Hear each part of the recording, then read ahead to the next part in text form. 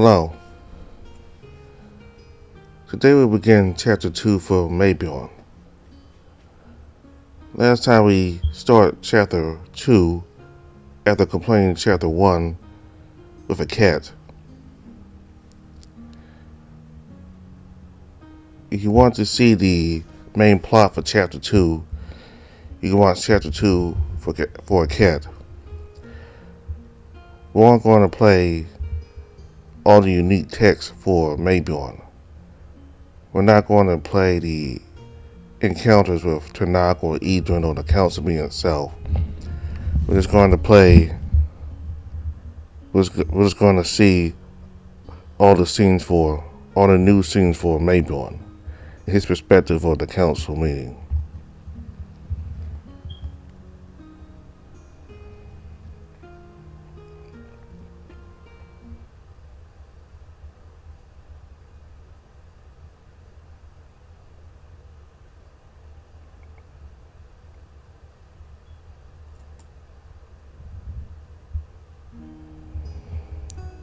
My head feels heavy when I finally wake up. It's like I've been sleeping for days. When I was sitting up in bed, I rubbed my eyes and stretched. I have a feeling this is going to be a long day. As I draw the curtains of my bed, I realize I'm starting to get used to the rhythm of the court. It's barely daylight outside. There's no one in the yard, at least nobody should wake me up in the near future. There are a lot of things I'd like to do today, so I'm trying to get it all in order in my mind. First, I have to visit Maelbjorn. Then it's the council. If it doesn't take too long, I'd like to see a cat. The poor heart must be worried sick about me. And then I should probably work on my brand and also get back to my rapier training. But I won't do it alone. I need Gil out for that. Besides, it's about time I had a talk with him. Ugh. So many people to meet. So many people to see. It's almost never to have a nice chat. Anyway, I need to find something to wear. I feel like the prince is going to lecture me if I'm not more or less appropriately dressed. So I put on my least preferred outfit and hope it does the trick. At the same time, I figure I should really get a new dress by the prince's birthday, just so I won't be a living insult to the crown. Then mindlessly, I walk through the corridor, still under the curious gaze of the nobles. It's obvious that they are not interested in the royal bard, but rather in the curious beast and his unique brand. I stopped for a moment, the urge to flip them off severely tilting me, but finally I decided not to. I think the prince has enough to worry about to add a rude bard to his list of concerns. I'll behave at least until I'm in a position to do what I want. Finally, after walking through the less crowded corridors of the castle for a few minutes, I arrived outside Maelbjorn's room. I had mentally prepared myself for Gillian's presence, but he is obviously busy elsewhere. So I take a deep breath and knock on the door. Whereupon the prince's voice rings out from outside. You can enter, it's open. I walk in and give a big smile to the grizzly bear staring at a large table. He smells back at me and pulls up a chair next to his. At the same time, I allow myself a quick glance around. Even having spent some time with Maelbjorn, I realize I still don't know much about him. The prince's bedroom is strangely not as richly decorated as I would have thought, but I don't intend to dwell on his furniture. He might take it badly. I'm glad to see you, Eric. He hesitates for a moment and then takes on a slightly more serious expression. I wish I could discuss pleasant matters, but you need to understand exactly what kind of situation you're going to be in. When you put it like that, I feel like a dish ready to be served. Don't worry, I'll do everything to keep you safe from criticism. It's reassuring in a way to have one of the most politically powerful Anthrocans in the kingdom to defend me. So I sit down beside him and lower my gaze to my fingers, and then I realize that they are trembling slightly. Despite the prince's words of support, my nervousness is eating away at me from within, and I can't quite hide it. When I focus on my hands, I see Maelbjorn's huge paw reach over and squeeze them gently. I understand that this whole ordeal is frightening. This is all happening too fast, especially for you. And now I take a deep breath. Then the bear withdraws his hand. I'm not saying anymore. You will have to trust me. This is how I'll have to trust you in the future. Do you think you can do that? I wish I could trust you, Maelbjorn, but I know for a fact that if there's a choice between the kingdom and me, you will decide in favor of your people. I could hardly blame you for that. How can one decently measure the weight of one individual against the good of thousands of others? I will do my best. Good. I want you to understand that every word that's spoken during this council will carry enormous weight, more than you can imagine. I can't imagine, yes. Ricardo told me that politics is a real death trap here. He is right. The line between allies and enemies is blurry. Sometimes it can be complicated to navigate. For a moment the prince seemed sorrowful. Come on, Eric. You must support him like he supports you. You can be sure I'll be on your side. He smiles again with an embarrassed look on his face as if he realizes he's shown too much. Thanks. It's just that sometimes I see enemies where there aren't any. I know I'm wrong, but I can't help it. I can't afford to be any nicer. I can't afford it, and you won't escape my friendliness. The bear does his best to hide his discomfort, but it remains obvious. He then sweeps the air with his brand. Now let's get back to business. Since politics is a complex matter, I think it's wiser to let Aeon, Lust, and myself talk. Give me a hard look to see if I have understood everything correctly. For a moment I feel annoyed. He knows how much I like to talk, and yet he invites me to an event in which he doesn't want me to speak. I thought I was invited to give my opinion. Maelbjorn's embarrassed expression quickly makes me realize that this is not exactly what he had in mind when he suggests I should come. I understand that you like to express your feelings, Eric, and under normal circumstances, I would let you do that without any hesitation, but there's too much at stake here. How bad is it? I clearly need to go into detail. A little less in politics will do you good to understand the situation we are in. I listen carefully, both hoping Maelbjorn has good reason to ask for my silence and wishing he doesn't. As I already told you, you'll have allies on this council. Aeon, Lust, and I will be on your side. I hope his fathers are trustworthy. I don't know them as well as he does, but there will also be people who represent other powers and phosphating powers that are normally our allies, but who may well change their minds depending on what is said. You already know two of the people who will be in this council. Vo will represent the Code of 12, while Astrid serves as the representative of the old nobility. My eyes widen when I hear these names, and I think for a moment that the bear is joking. But from the look on his face, it's clearly not a prank. Are you sure you want me to come? You're taking me to an execution out of small council. Those two don't like me. That's an understatement. I know they may not be very cordial, and Astrid is clearly not happy about losing the contest without even participating, but I fought her fiancé. For a moment, it looks like the bear's jaw is going to drop as he looks at me with wide eyes. The surprise and embarrassment intermingle in his look. He clearly didn't expect this situation. No more than I did when I was in Astrid's ex-husband's bed. Come on, he was flirting with me. I didn't know he was in a relationship. I promise you, I only found out when she walked in the bedroom. The prince is speechless for a moment, rolls his eyes, sighing heavily. By the gods, Eric, at least tell me you didn't do anything shady in that temple. Well, I have never been caught doing anything shady in a temple. I think it would be better if I didn't know anything more. When I meet Maelbjorn's eyes, I catch a glimpse of what appears to be sadness. Is he disappointed? It wouldn't be my first time. I am constantly disappointed in myself, too, after all. Fortunately, the prince breaks his awkward silence by clearing his throat and resumes. Well, anyway, I assumed she wouldn't be on our side. The other nobles probably chose her to represent them on purpose. But I don't understand. Aren't you supposed to be on the same side to begin with? The old nobility is composed of tribes that ruled these lands before my fathers confronted them and forced them to form one nation. I think you can see why they have some difficulty liking us, although things are starting to settle down with the new generation. Esther is young, and it doesn't look like she resents you any less. If you tell me they sent her on purpose. The glazy wells his eyes once more with a sigh. She never openly exhibited hostility towards the crown. No, it's specifically towards you that she has grievances.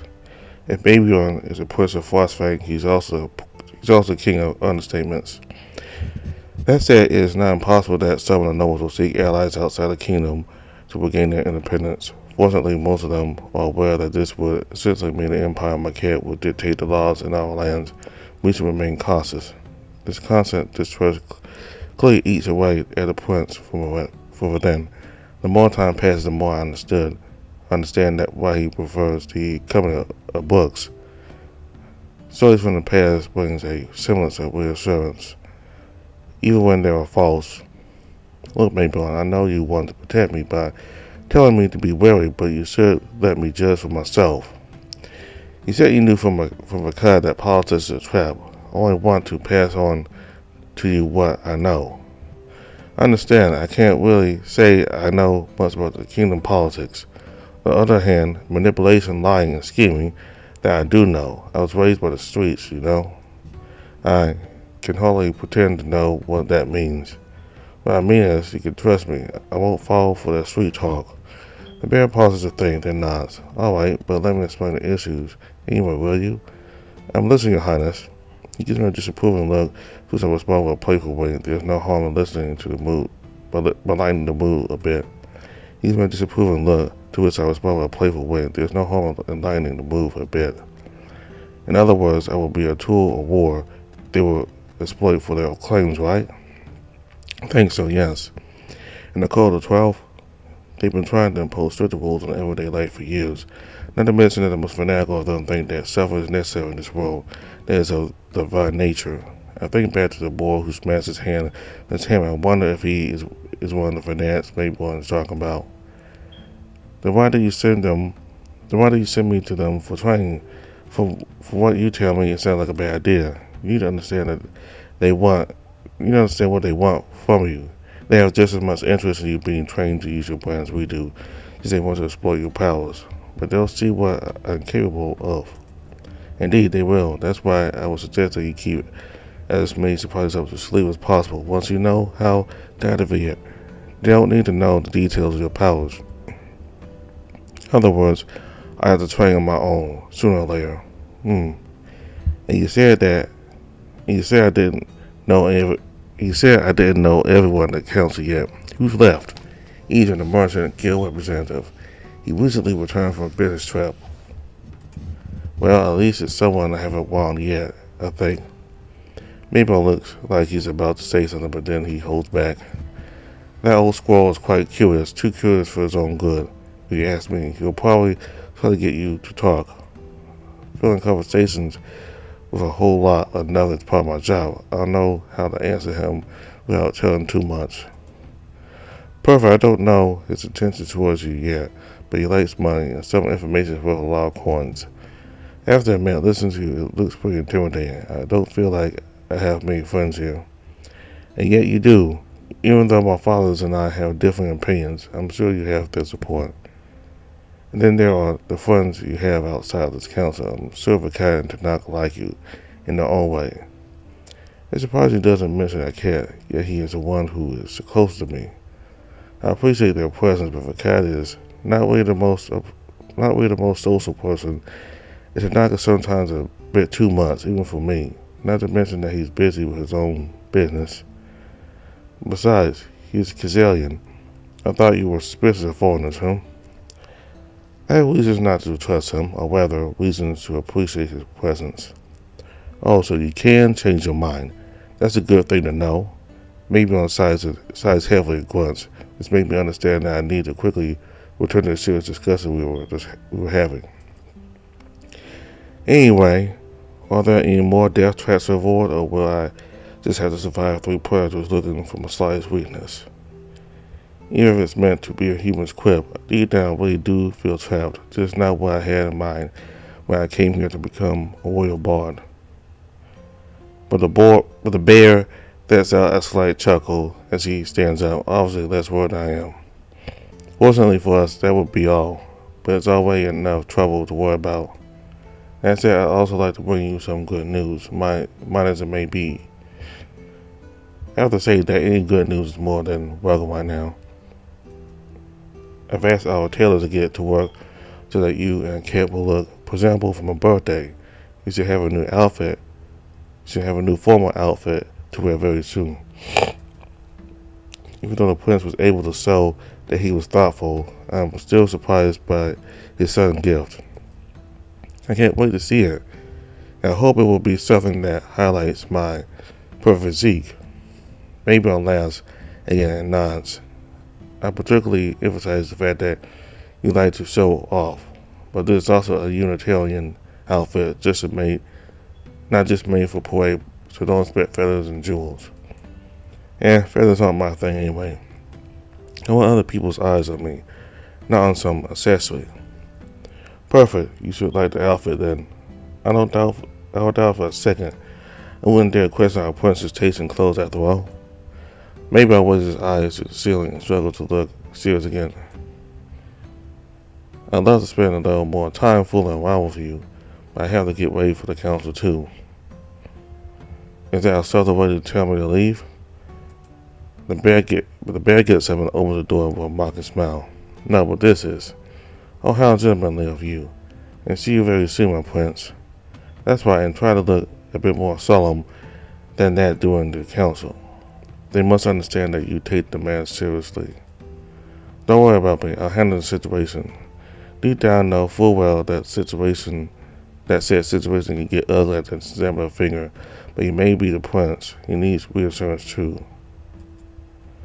I then walk out of the room under his gaze, and he closes right behind me.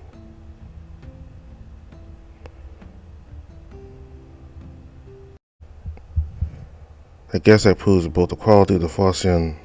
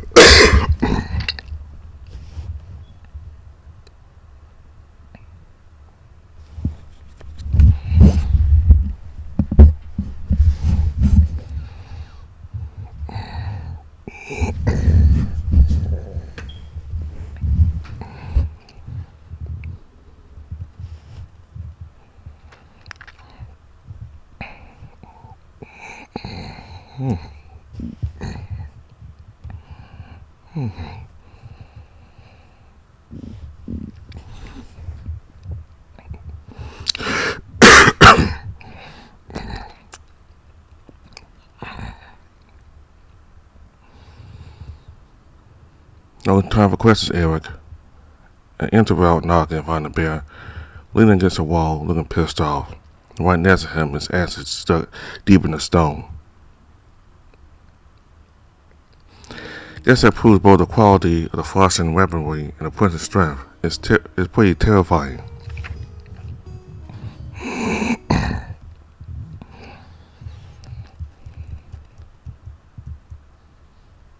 No time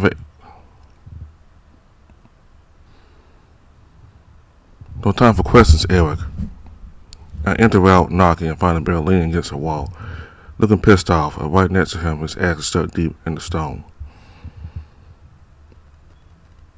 I guess that proves both the quality of the Farsian weaponry and the prince's strength. It's pretty terrifying.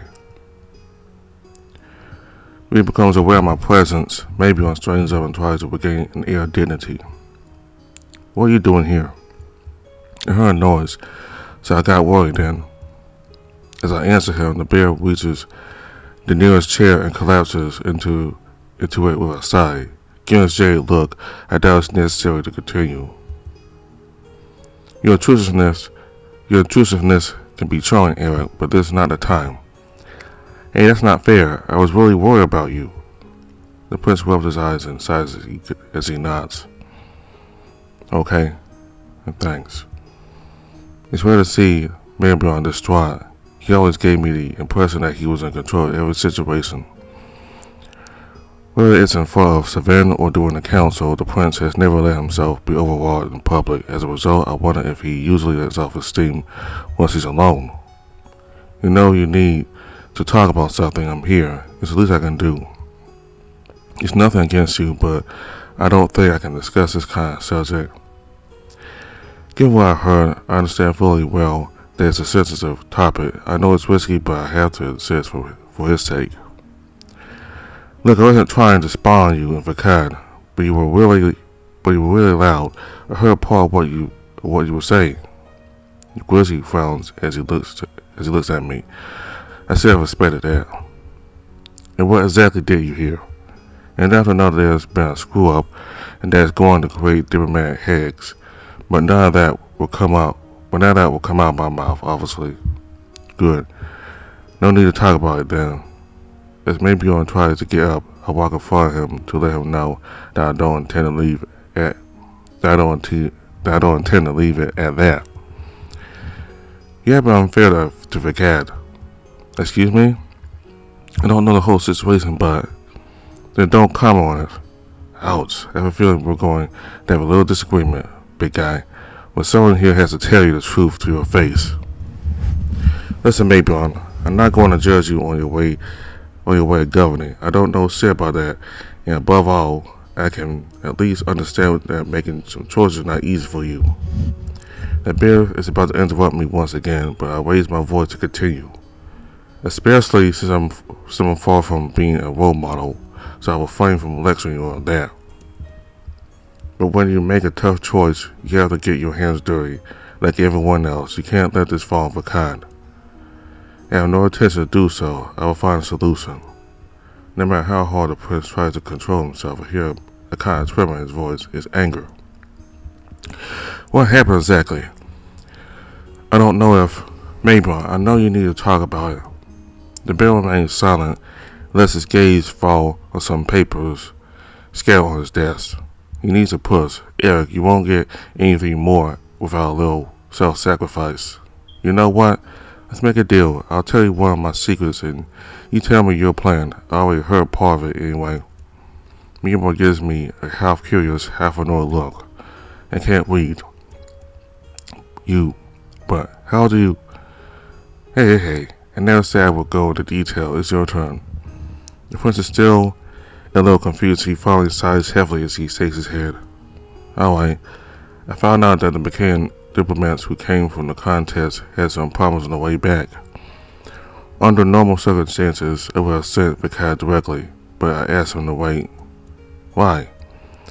The grizzly looks away for a moment, then looks me in the eye. His gaze is full of hatred, and he is no longer trying to hide it. I wanted them to feel what their ancestors experienced when they tried to come after us. I wanted the frost to seep between their feathers and make them pray their gods to be saved. I wanted to answer their prayers in time, and never intended to leave them here to die. However guilty they may be, I wanted to fight Vakad with my head held high. But something went wrong. Some beast attacked. Vakad assured me that was unlikely. That only hungry beasts would have done it, and our woods team would pray for all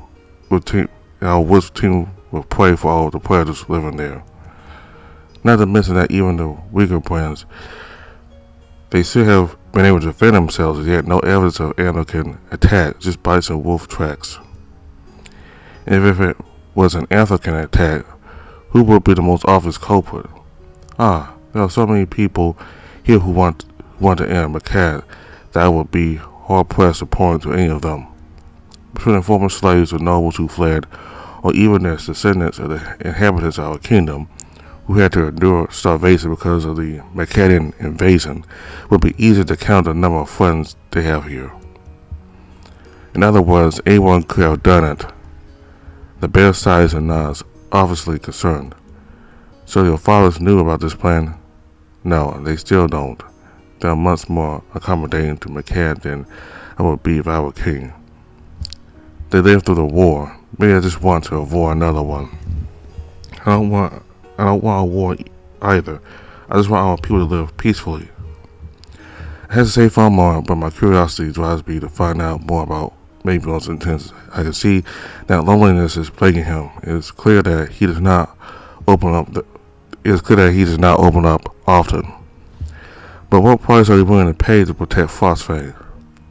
The prince turns to the window overlooking the city. I'm not sure you can understand if I answer. You told me that once before. I knew how to listen to you, didn't I?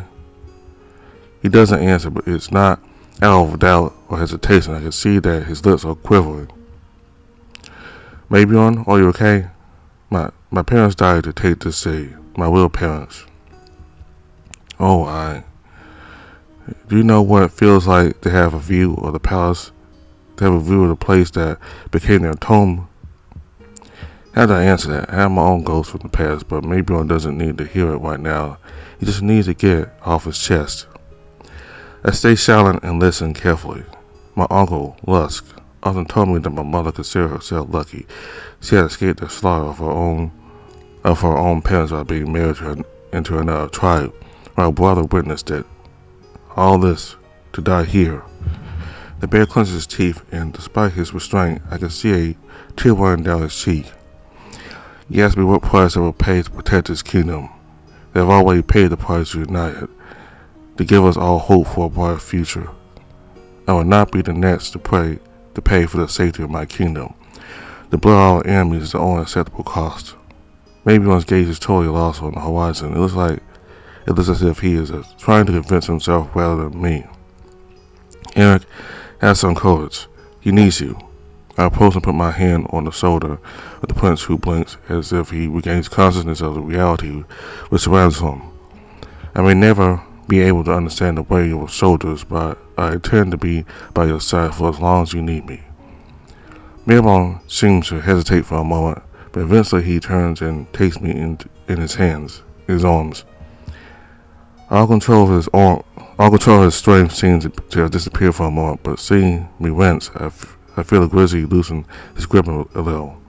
Thank you.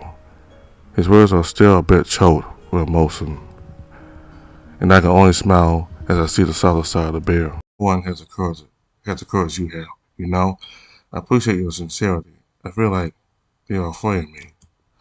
You mean they are afraid of a gigantic bear in armor carrying an axe?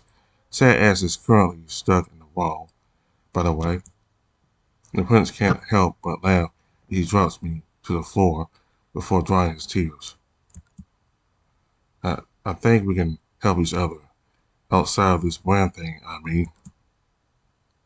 What do you mean? I like your input on my future decisions, and in exchange perhaps I could teach you to write. Oh, I don't know if that's necessary. I play everything by ear now.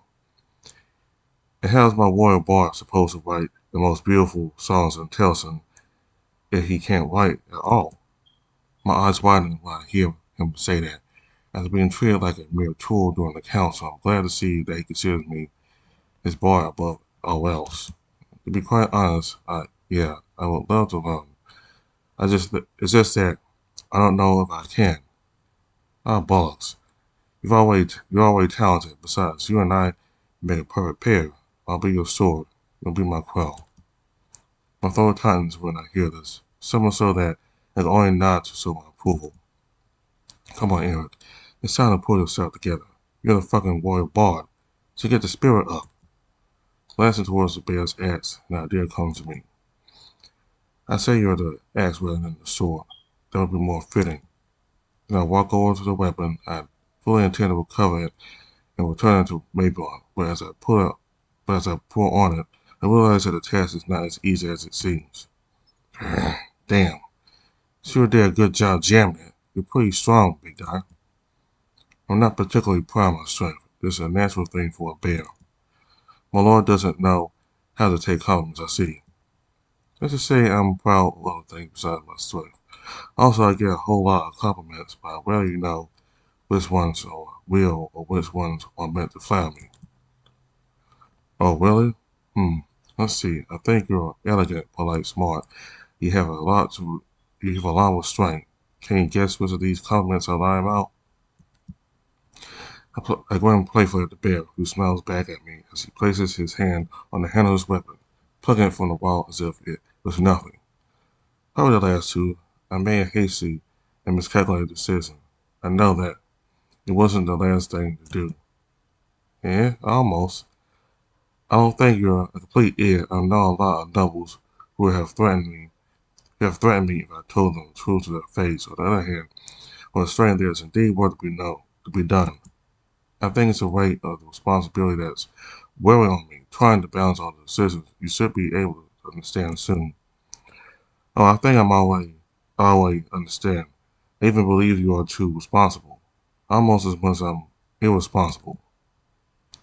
And then I'll chuckle and the bear smiles at me while falsely reproving look as he crosses his arms.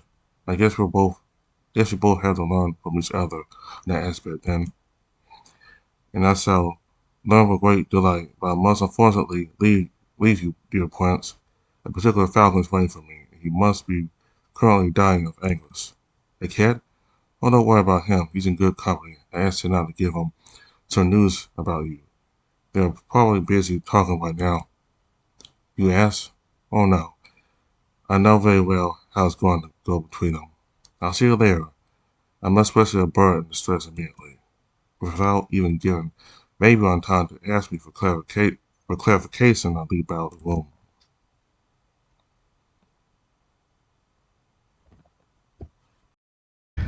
I do my best to draw as little attention to myself as possible as I scan the walls of our quarters. Once I arrive, I hear laughter coming from my cat's room. Oh, yep, I do recognize Tanak's voice. The door is ajar, so I knock quickly, then enter without even waiting for an invitation. The bird probably needs my help right now. Eric, how nice to see you again. Oh, Eric, the ambassador told me you would be joining us. I'm glad to see you. The falcon immediately gets up to give me a hug, which I said not without surprise. Oh, are you okay, buddy?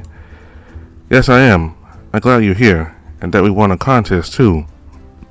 The cat is very radiant, too radiant. I question Tanak with a look, and he raises his eyebrows, smiling at me playfully. What has he done now? Tanak has inquisitive taste. I never thought I'd find such refinement here. It's a bit vexing, but I'll blame him on his current condition. Is it true that we share a taste for fine things?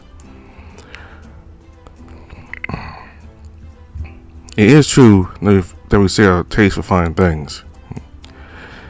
I don't doubt for a second Tanak. Can I talk with you? Sure. We step aside in a corner of the room while a cat lets his gaze wander all over the room, as if the slightest detail amazes him. What is happening to him? I expect him to shake and cry, but he is completely relaxed. Oh, well, let's just say he was a mess when I found him, and he asked me if I had a little Kazalian pick-me-up, so I made him a special herbal tea. Upon hearing this, I blink in disbelief. As I'm about to reprimand the lizard for doing this, he interrupts me. I know what you're going to say, but trust me, he needs it. And it doesn't have any bad side effects, if you worry about that.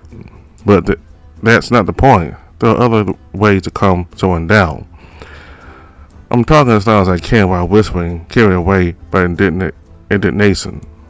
Not as quick as with this brew. Plus, look at him. Does he look unwell? Yeah. I just hope you didn't take the opportunity to heal him. The ambassador pretends to be offended. Then he answers with a big grin.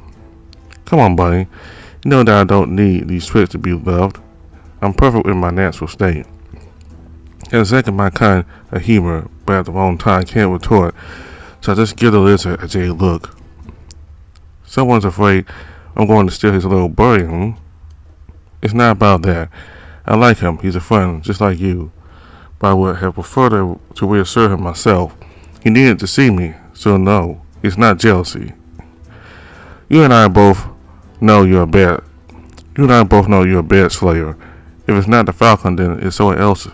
The prince, perhaps. Fortunately, we are interrupted by a cat who is now standing next to us. What are you talking about? Nothing, You two have a lot of catching up to do. I need to go get something quickly. I'll see you both very soon. I smile at him and give him a nod.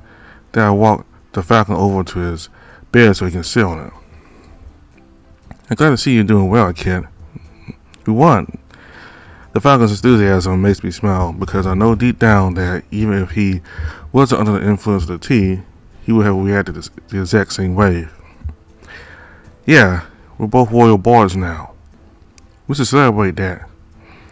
As soon as I'm done with my brand's training, I promise you and I will go for a drink. If that's possible, maybe by then the council will change his mind. Oh yeah, maybe we could ask the ambassador for a bottle of natty. Excellent idea. He owes us at least that much. I chuckle, quite happy to have a way to make the lizard pay for his quips. That's when he returns, accompanied by the cat. Why is the royal hunter here? And here I am. I thought it was a bit of a saying to keep our favorite grump. Here I am. I thought it was a bit of a saying to keep our favorite grump in his corner while we were gathered. Instead, gives me a half annoyed, half embarrassed look. I wonder what the cat did to convince him to come. The prince is unfortunately too busy to come. Gillian is escorting the kings. I tend to forget the existence of the bodyguard. He's been pretty good at avoiding my presence so far. It's not my displeasure, but eventually I'll have to talk to him, not only to resume my training, but also because he's Maelbjorn's friend. I don't want to be a constant obstacle between those two. So what are you doing here? I mean, besides gossiping, you know? Good question. I guess Tanakh has the answer. The ambassador shrugs as he sits in a chair. The cat, on the other hand, leans against the wall as usual. I thought our friend Eric might need a word of advice or two now that he's involved in kingdom politics, and I'm not sure he wants to listen to me. Tanakh gives me a knowing look. Does he know I didn't follow his recommendations during the council? I already gave him some advice, warned him it was dangerous to get involved in this. Yeah, I took the risk. I knew I would have to go through this to be a royal bard. What I didn't plan on was the appearance of my brand. It's your brand that changed everything. You are an asset now in the eyes of the kingdom, an asset so indispensable that you can influence the decisions of the kings. The ambassador shifts his attention back to the cat and the cat. And this rabbit right there saw fit to let the prince negotiate for him rather than speak up for himself. Instead of letting them step on you, Eric, or they'll take everything from you. I place my trust in Maelbjorn, and I don't regret it. He has been more than up to the task. It's time to turn things around. I put on my most teasing face as I cross my arms. But tell me, Mr. Ambassador, you seem to take a special interest in what I do. Are you just that I can't give you so much time anymore?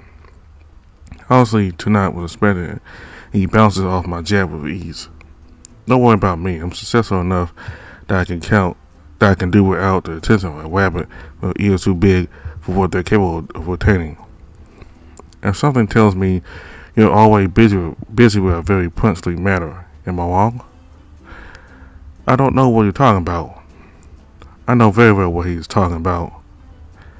But having to justify my interest in the prince to an entire audience doesn't seem like a good idea. Yeah, you're not very discreet. Saw you walk into his office, you know. It is true you spent a lot of time with the prince. Easy, guys, it's purely for the good of the kingdom. It looks like the good of the kingdom is shaped like a bear. The lizard sneers and the cat smiles. Is it that obvious? I thought it was discreet. I think it's a silly idea. Anyway. It's never good to screw around with royalty. Even if you gain his trust, sooner or later he'll have to choose between you and the kingdom. Guess which ones he's going to choose. But it can have several advantages. Being with a prince is a wise political choice. I think you should follow what your heart tells you, Eric. Come on, even a cat steps in. Listen to me carefully. There's nothing between the prince and me. I mean, it's more than professional, sure. He's a friend, I think. But I have no illusions we are from two very different worlds. Like Astrid's ex-fiancé, right? Two very different worlds. But one bed to bring them together. Tanak's mocking smile doesn't go away, but he's not entirely wrong. I've never been afraid to engage with the nobility. I don't think it makes much difference that he comes from different backgrounds. There's a very common tale among the slaves of Maquad, a love story between a noble and a servant. But on second thought, this tale ends rather badly. Thank you so much for all your support. It's heartwarming. The Falcon is grinning at me with a beaming smile. This tea must be strong enough to make him miss my sarcasm. I totally support your love affair with the prince, but I don't see what you see in him. There's no love affair, no one-sided romance. It's a very, very good friendship, plus he has a lot of qualities. Hey, if you want something with him, I'll throw a threatening look towards Vakad. Might as well say that he doesn't seem to feel threatened. Even if it's just a friendship, you should still be wary. Not saying he isn't trustworthy. I wouldn't serve him otherwise. But even if he has all the good intentions in the world for you, his responsibilities will always be his only true friendship. Be wary, that's all you ever say. If I listen to you all, I stay locked in my room until the loneliness kills me. I see a cat suddenly getting sad, so I rub his shoulder. Not you. You've been perfect. Just as suddenly as he became sad, the Falcon becomes radiant again. I still ask Tanak what kind of leaves he used to get this result. And you can't say we didn't warn you. Oh, but I fully support this forbidden love, because you expect me to manipulate the prince for my purposes. You didn't dispute that it was forbidden love, no it. Yeah, I'll prove you wrong. The prince is trustworthy, and I don't need to manipulate him to keep him that way. Now, get out here. The cat clearly needs some rest. Really? You brought me here for this? Fucking worth my time, Tanak. We can always go drink, you and I. No, we can't. I cross my arms and tap the ground with one of my paws to show how impatient I am. It seems to be having an effect. The cat grumbles and leaves, probably to join his tower, while Tanak nods and winks at me on his way out. Finally, some peace and quiet. Then I turn back to the cat, who seems less and less awake. You stay here and take a little nap, okay? And once you're up to it, we'll have to resume our rehearsals for Maelbjorn's birthday. Gladly. The Falcon lies down yawning, so I help him get comfortable. See you soon, Birdie. With that, I leave his bedroom and make my way back to Maelbjorn's. At the turn of a corridor, I hear bells. Sven nearly bumps into me as he crosses me. He has his usual colorful outfit, but he also wears bracelets with bells on his ankles, and they jingle with every step he takes. So Prince has decided to punish him. I hold back my laughter when I see him in this outfit. What are you looking at? Have you received enough insults already? Oh no, I just hope you like your new job. The Weasel gives me the finger while looking furious. He then walks away, but not without throwing out one last comment my way. At least I know I deserve my job. You always know how to hit where it hurts, Sven. Too bad you can't make a career out of it. You'd at least be good at it. This result comes to me too late for me to have time to throw it back. No big deal, I'll keep it in mind for next time. I try to get the Weasel out of my head while resuming my pace. It's nothing bad, Eric. You'll have to get used to it. But as I begin to recover from this unpleasant encounter, here comes Gillion's voice to my ears. Shit, he's outside Maelbjorn's room. Luckily, the snow leopard I met with Simi's there too. Warren? Yeah, I think that's right. Come on, buddy.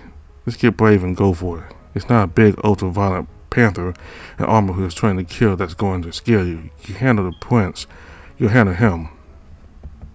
There he is. Were you expecting me? Yes, I thought having Rowan accompany you would probably be a better idea than doing it myself. And he can also train you, as the prince wishes. I blinked, then think for a moment. No way I will let my feelings guide me this time. It's nothing against you, Rowan, but I must decline. Honestly, Gillian wasn't expecting it. I owe him some explanations. If Maelbjorn has entrusted you with my training, it's because you must be the best of the best here. But you, I'm afraid, yes. Even though I do everything to hide it, believe me. If I understand the situation correctly, there are worse people than you out there who want me dead or worse. I don't plan to crawl into my seats and whine. You're going to train me, and sooner or later, I promise to kick your ass like you did mine. The captain of the guard can't help but grin and cross his arms, looking me up and down. There's a lot of work to do. Without Maelbjorn, you've already lost, but you can try to beat me as long as you're in safe to do so. I return his smile with my most radiant look. Deep down, I tremble as I meet his gaze. Fortunately, I'm a better actor than I am a warrior, so I hold my positions. Good, that settles it then. I'm off to resume my patrols, Captain. Thanks, Rowan. See you soon. The snow leopard walks away, waving at me. I wave back. Now, if you please, the prince is waiting for me. Gillant seems to let me pass without any further questioning. It was easier than I expected. The prince is, as usual, hunts over his desk. He raises his head and smiles at me as I enter. Is Gillant gone? No, we talked it over. It's settled. Oh, well, that's wonderful news.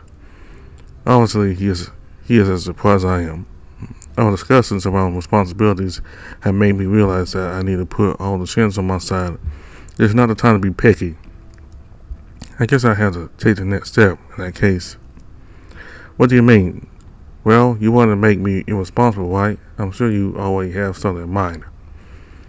I think for a moment I settled down to face him. I'd like to go out for a drink with you at a tavern in town outside the castle. Oh, that's danger, you know?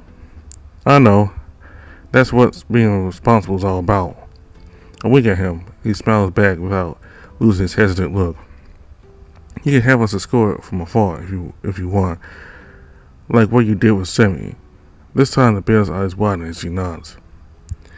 I hope you understand that this is for your own good. As for your offer, what worries me the most is what people may say if they see the prince out there. You made it clear to me that rumors travel fast with you bards. Oh, that, well, nothing a hood cloak can't fix. You're not the only bear out there. Besides, I wear one too. That way, only one will recognize the royal bard. Besides, I wear one too. That way, no one will recognize the royal bard. Alright, I'm not promising anything now, but once my birthday tournament is over, we'll talk about it again. Perfect, that's more than I expected. And speaking of my birthday, it would be good etiquette if you could write a little something. The bear places a scroll, a metal stylus, and an ink pot in front of me. It's never too late to learn, but I don't know a thing about writing. You think you don't know a thing about it, but on the contrary,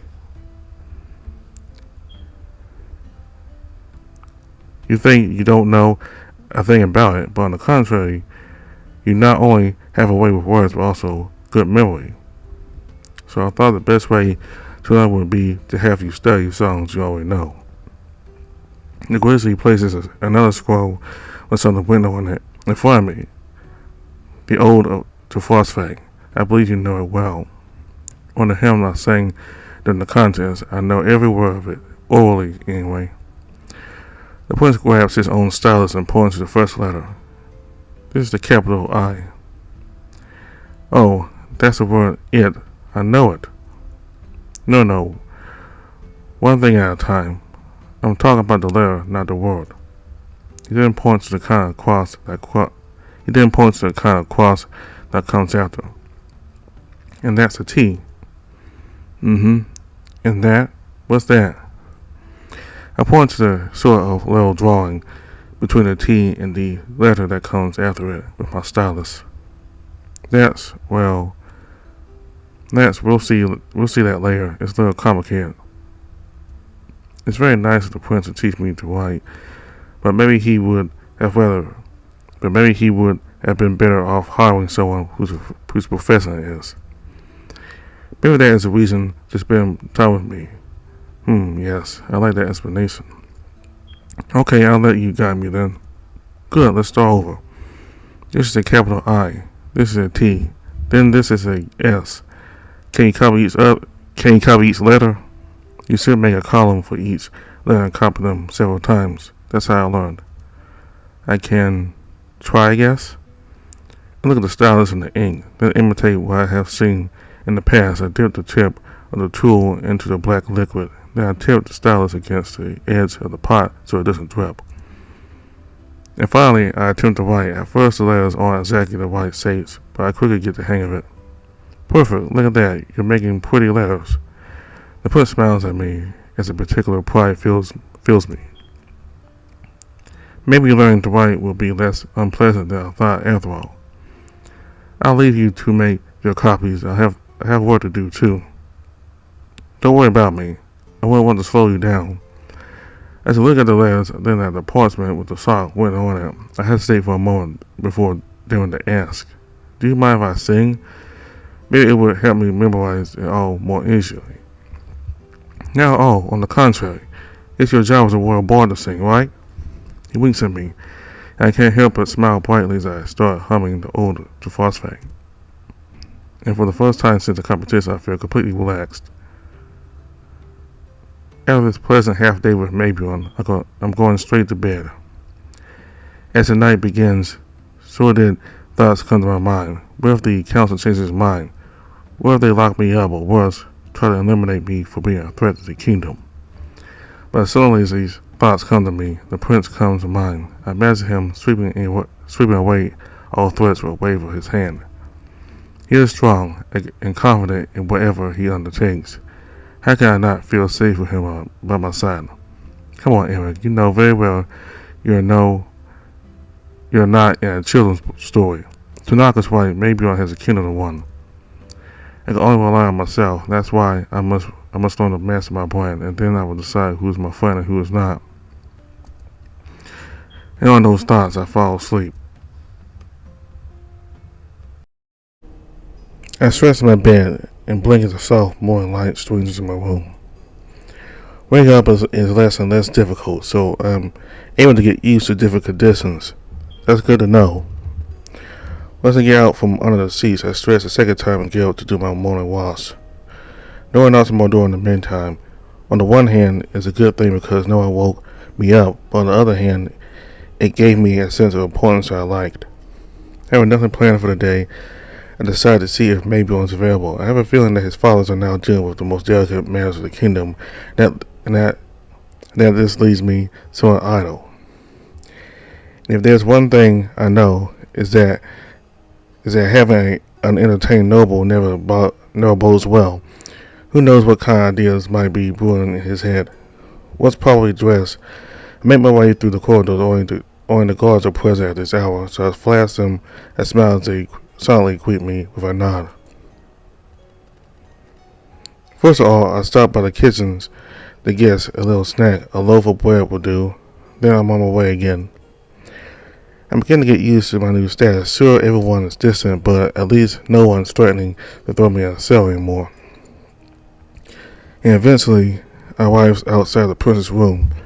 Gillian is leaning against the wall and takes a quick glance in my direction when he sees me coming. I don't even have time to speak to him when he opens the door and signals me to enter. Am I expected? I don't think maybe I gave me an appointment. But the bear is standing there, idling away. When he hears me enter, he straightens suddenly and greets me. Eric, I was going to send Gillian to get you. Really? It's always flattering when the crown prince thinks of me. I flash my playful grin at the bear, who sweeps away my humorous quip with his paw. I know this is your way of approaching things, but I need a little seriousness, please. All right. I'll listen to you. I was able to knock on some incidents that might concern you. Please sit down. I sat in the chair, facing the prince while putting on my most serious air. Incidents, A few years ago, in Kilgredo, a town in the north of the kingdom, a good part of the population lost their use of their brand temporarily. We were never able to figure out where the power came from, but they were rumors. I bite into my piece of bread as I listen intently to Maelbjorn. The bear looks at me with a clear annoyance in his eyes. When I realize that I have dropped crumbs on some documents, I quickly sweep them away with a flick of my paw and I let them fall to the ground. From the look on the prince's face, it's not exactly what he expected from me. Anyway, do not help me understand the situation, little bear. And all over the known regions of Telson, brands with impressive powers have appeared.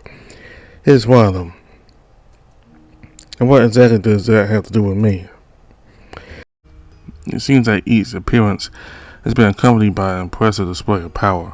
Explosion, total darkness, sudden freezing. You see where I'm going with this? I did think that the awakening of my brand had nothing to do with what I knew about brands. I knew it wasn't supposed to happen like this. They awakened like mine. Exactly. Unfortunately, we still don't know why there are similarities. Besides that, not all brands that appear like yours are brands of the forgetful ones. You're still the only one to bear one, to our knowledge. Anyway, we were pooling our efforts with the Nox's acquaintances to learn more about it. I'll keep you informed if we have anything new. I suppose this is all to be kept between us? The prince nods gravely. I trust you on that. You won't regret it. He finally smiles and I relax in turn. I wish I had more concrete, positive news to bring you, but they are scarce these days. However, I have prepared a little something for you. It will help you learn to read and write. Oh, what is it? Maelbjorn pulls a small book from a drawer and flips through it for a moment. It's a collection of fables. They are short stories in rhyme with a moral at the end. Oh yeah, I know what a fable is. Rhaegar, my old boss, he liked to tell these kinds of stories on our trips. I hesitate for a moment before asking, Can I hear one? Of course, that's why I brought this book. The prince clears his throat and reads with a cheerful tone. This fable is called The Bear and the Caterpillar. A bear was preparing to sleep through winter. We crossed the path of a small critter. My salutations, exclaimed the bear, as he slowly walked towards his den. My greetings, replied the caterpillar, who was ready to ascend. And thus the two neighbors, each on his own side, found cozy shelter to sleep and to hide. As the warm days drew near, the bear had to reappear. When he came across a beautiful butter, fly that was twirling and swirling high in the sky. It's me, dear neighbor. I was but a critter. Now, don't you feel a little bitter? Oh, exclaimed the bear with much curiosity. Telling me your secret would do generosity. I cannot, said the insect. It is but my nature. Angry, the bear walked away from his cocky neighbor. Convinced that he could also transform, the animal fell asleep, nice and warm.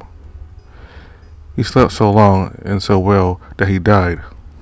Well, such is the fate of those with too much pride. Maelbjorn loses his cheerful expression and takes on a harsher look.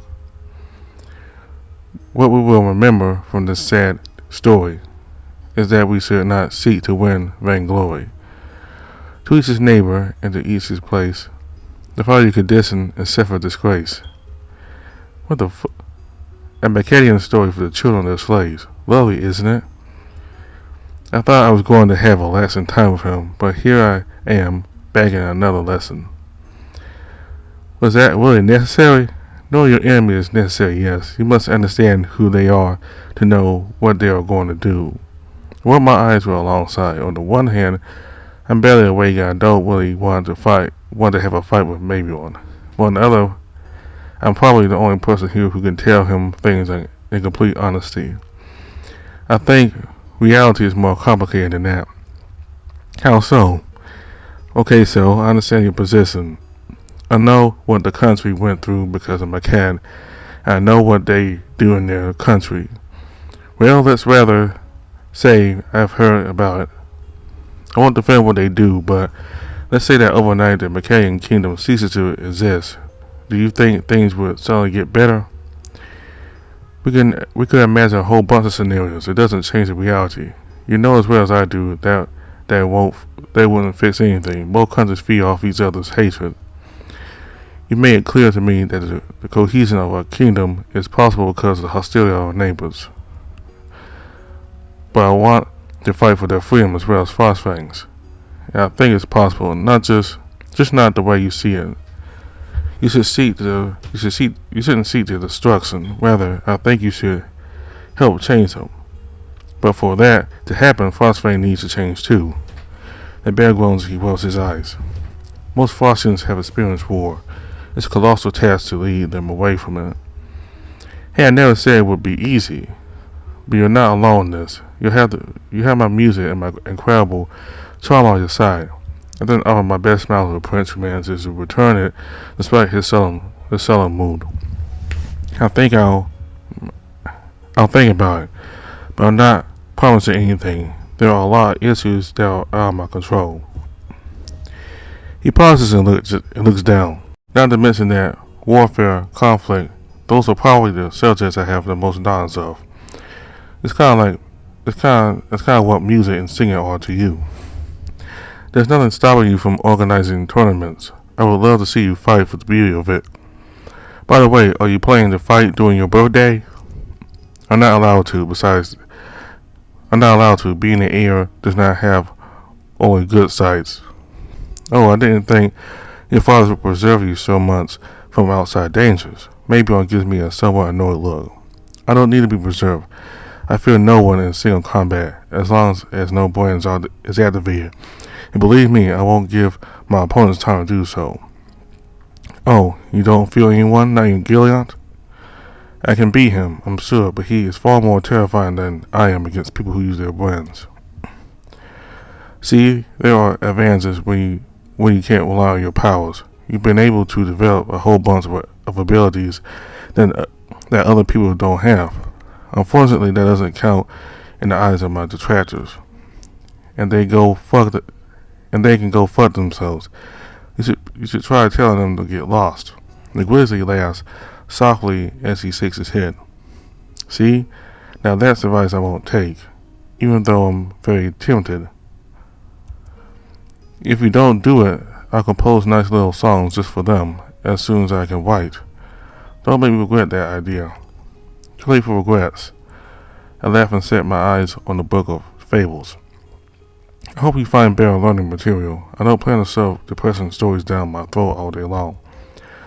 Find me something positive. I need it. Alright. You'll get everything you want. I promise not to bother you with my political discussions anymore. Well, at least as long as it's not necessary. That promise doesn't fall on deaf ears. I stand up and look around. A shelf full of books catches my eye. In the meantime, I have to keep learning. So you'll excuse me, but I'm going to grab this one. I triumphantly pull out a book, and the bear can't help but snicker when he sees the cover. Oh, you sure you want this one? Why? What is it? Why? What is it important? What is it about? It's a chronicle of the war between Frostfang and McCad. Really? You have a strange obsession with McCad. Maybe you should talk with a cat. I'm sure you'd find it very interesting.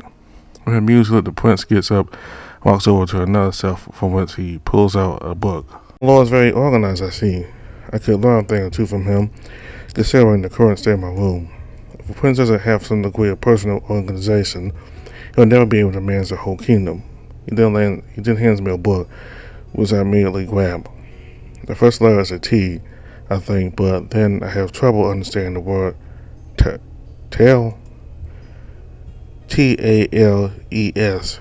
The whole title is Tales and Legends of the North Seas. Stories about monsters and pirates. I'm sure you'll like it. Oh, I sure will. Satisfied with this find, I settle back into my chair ready to resume my studies. You know, I've met some pirates, very nice ones, mind you. Really? Were they the ones who taught you that sea shanty? Oh, they taught me a lot of things, including sea shanties, yes. I obviously caught the bear's attention, and he's looking at me with a new glint in his eyes. Can you tell me about that? I haven't had much of a chance to get out of the castle, let alone travel outside the capital. Proud to be able to share my experiences with the prince, I spent the rest of the day telling him about my adventures around the country. For once, I feel like his equal, and I must say it's rather pleasant.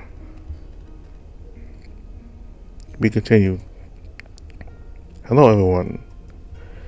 This is where this month's chapter ends. We hope you enjoyed this part of the story.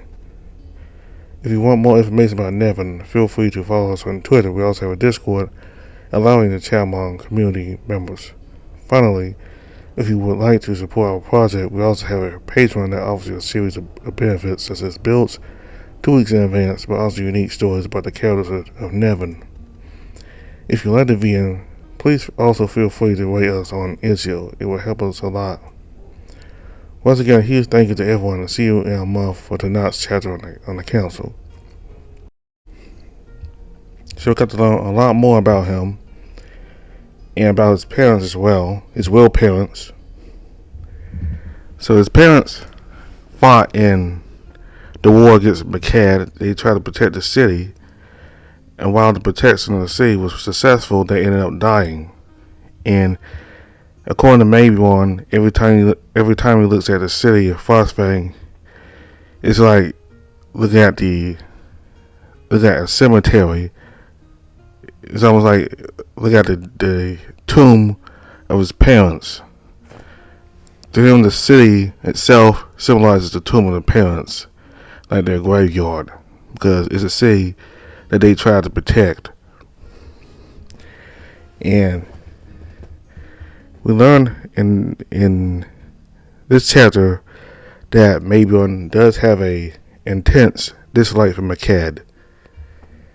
And you notice when he mentioned Eric's friends, he mentioned Tanakh and he mentioned Vakar, but he didn't mention that cat. It seemed like his hatred, well, I don't know about hatred, but his strong dislike towards McCad caused him not to mention a cat by name, but he really seems to believe that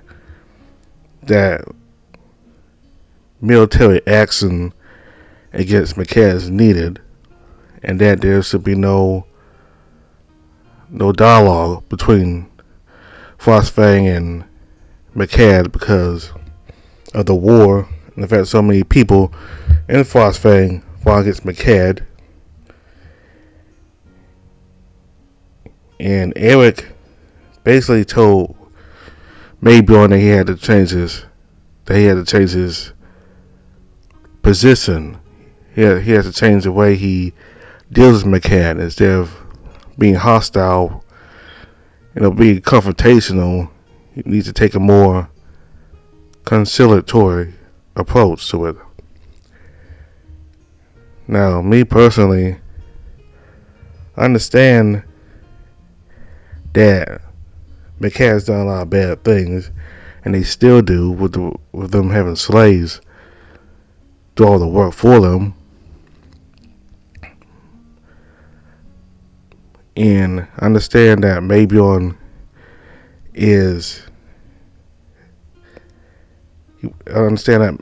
has a dislike towards McCad for the way they cause destruction to his people, which affected him severely because now he doesn't have any real parents.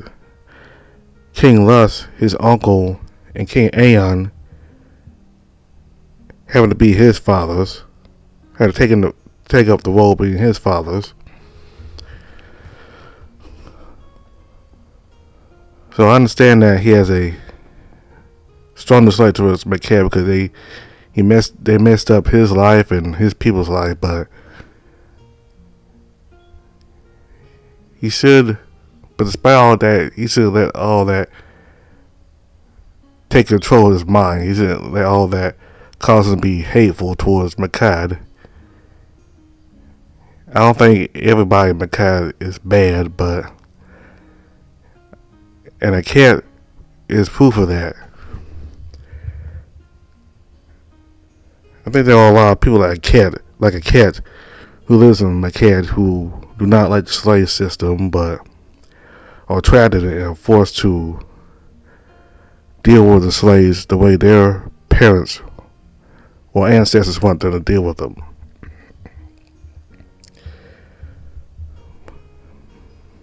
But concerning Maelbjorn, I believe that he should take a more appropriate approach towards Macad, try to be more conciliatory towards Macad, even if they don't deserve it. Not so much for Macad, but for the sake of his kingdom. So there will be peace in the years ahead. Now, I'm not against him. I'm not against Maelbjorn and Frostfang being a harbor for escaped Macadan slaves. That should continue. So, I'm not against everything that Frostfang does. It do a lot of good by accepting Macadan slaves and giving them freedom and free choice and their ability to make their own lives. So, I do agree with Eric and the way he rebutted Maelbjorn, and the fact that instead of going towards a more violent and vengeful approach, that should be more peaceful. So, we also gotta see the new sprite for Rowan. So, if you go back to the other updates in Chapter 1 as well as in Chapter 2 for a cat, you didn't see him at all. But if you download this game, this newest update of the game right now, all the parts previously that didn't have a sprite of him were put in place. So, nice seeing. It's nice that we actually get to see Rowan, a sprite of him. I like it.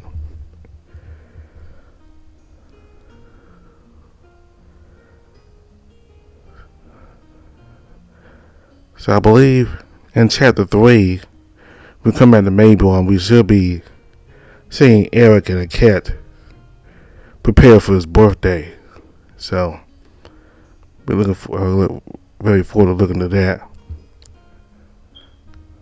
So that's all for now. All the information for the games in the description box below. According to Patreon and the Twitter and Discord.